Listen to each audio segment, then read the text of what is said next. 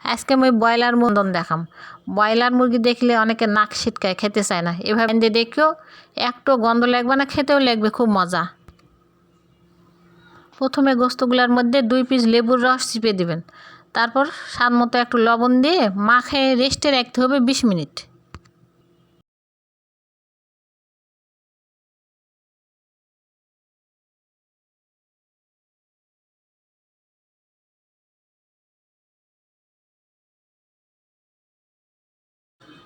এখন পরিমাণ মতো তেল দিনু।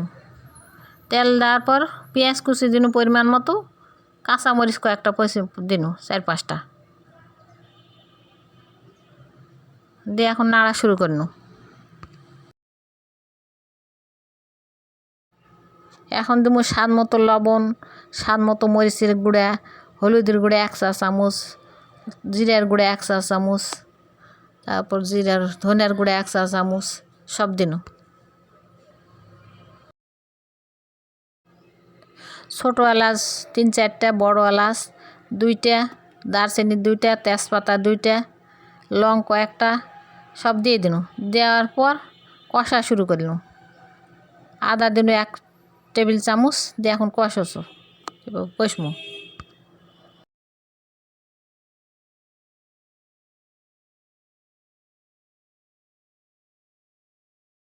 এবার মুরগির গোস্তগুলো দিয়ে দিন ওর মধ্যে, দিয়ে এখন কষমু। আচ্ছা রকম করে কষমু অনেকক্ষণ ধরে কষছো।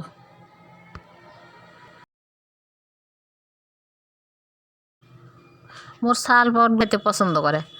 কয়টা আলু আবার ছিলে গোস্তর মধ্যে দিয়ে দিন, আলু ওদের খুব পছন্দ।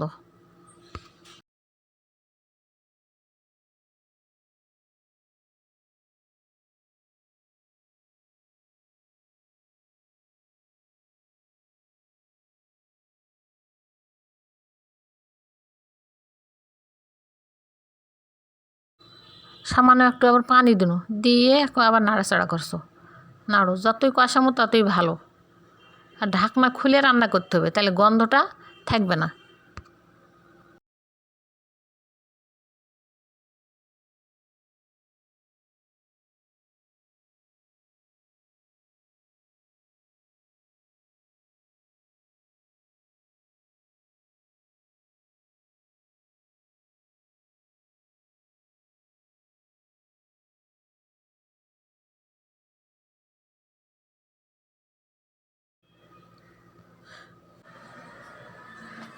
কষানো আচ্ছা রকম করে কষে পরিমাণ মতো একটু পানি দিন, পানি দিয়ে একটু ঢাকনা দিয়ে তুলে দিন।